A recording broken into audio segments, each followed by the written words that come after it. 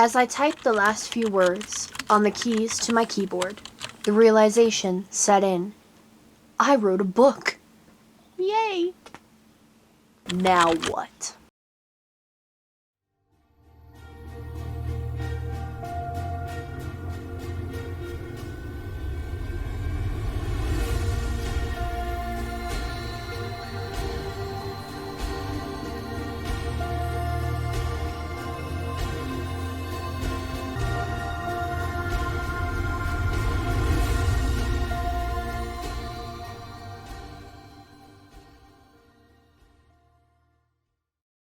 Hey there, I wrote a book. You may have heard of it. It's called Isle of the Dark. But how do you go from computerized manuscript to paperback books in bookstores? Okay, here we go. The inspiration began with the idea that if I upload it to Amazon, people will see it and buy it. No. But that's how it worked for The Martian. That's now one of the greatest sci-fi movies of our generation. Matt Damon, call me. Okay, fine. So maybe instant success doesn't always work that way. So I dug my time into watching online classes on how to self-promote a book, and how on earth I could transfer it from being digitalized to physical ink. However, it wasn't until I took a crazy leap of faith and reached out to a self-publishing coach that things suddenly started rolling. The coach would become my actual publisher, Mr. Darren Palmer, and within 6 months of editing, designing, and formatting later, a book was born. I cried when holding my book for the first time. No shame, guys. No shame.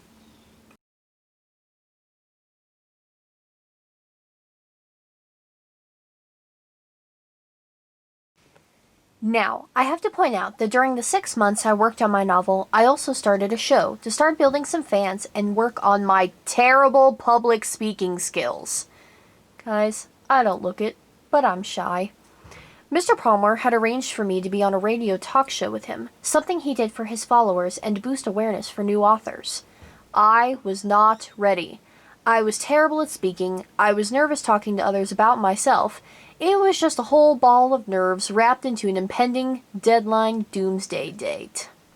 So, my mom had the idea of making me interview other people in the YouTube community before Darren's radio show to get me prepared. Yay! Fortunately, I was very lucky, as my first guest, John's Comics with Kids, was ready to help me and fill in my awkward, quiet dead space. Even if we did talk about the classic and total Christmas movie Die Hard the entire time. From there, things got easier. My speech became more fluid, and I proceeded to give interviews for almost a year, even long past my radio show. But on the 4th day of the 4th month of the 2020th year, my book actually launched online with our YouTube community, selling an astounding 100 copies that first day. Happy birthday to me, da-da. People had the book. They were enjoying the book. But I suddenly hit a wall. How could I get my book out there to more people?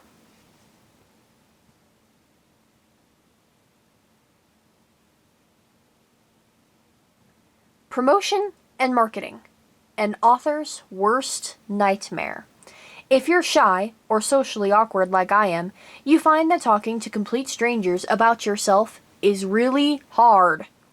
We turned to Instagram and other social media sites to begin our marketing efforts, researching all we could about how to have the posts reach new people and how to gather their interest to purchase a book.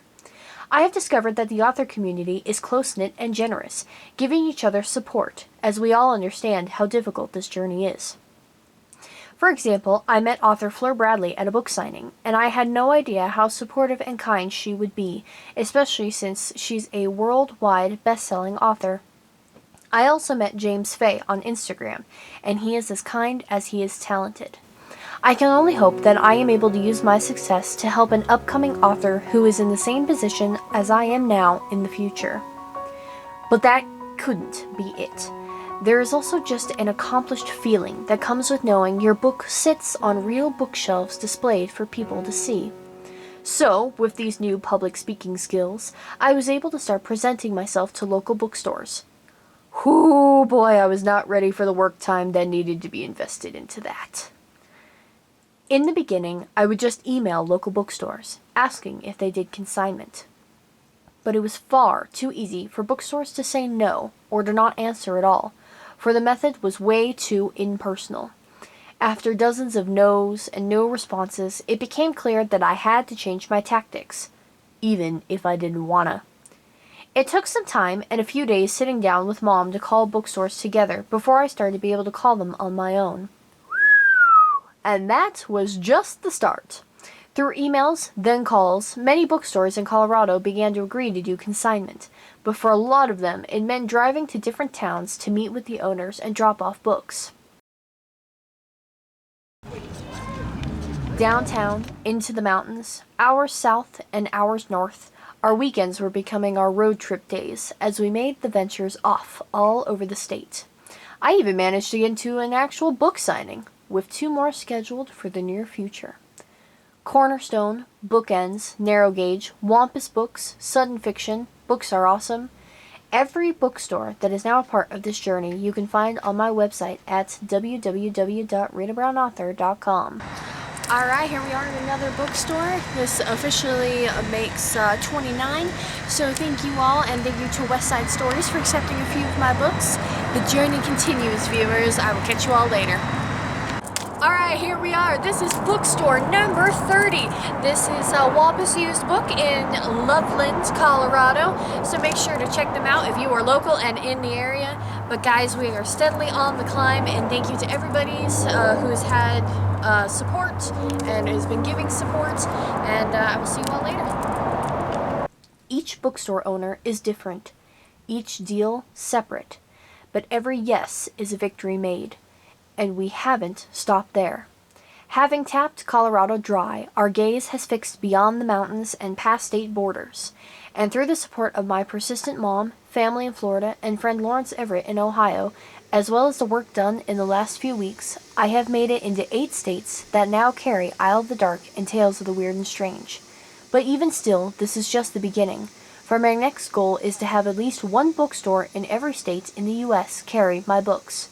It's a tall order, but with the team I have behind me, I think we can do it.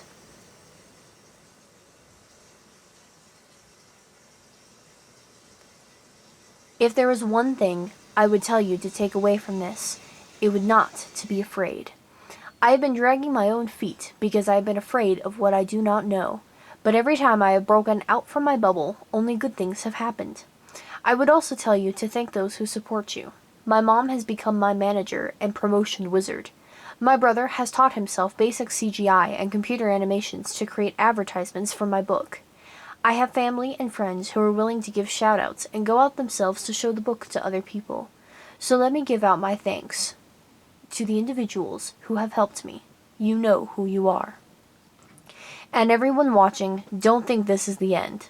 No. This is only the first documentary of many. And hopefully, next time I can sit here and tell you that things have only continued to excel, and maybe even be able to showcase a couple more of my books to the world.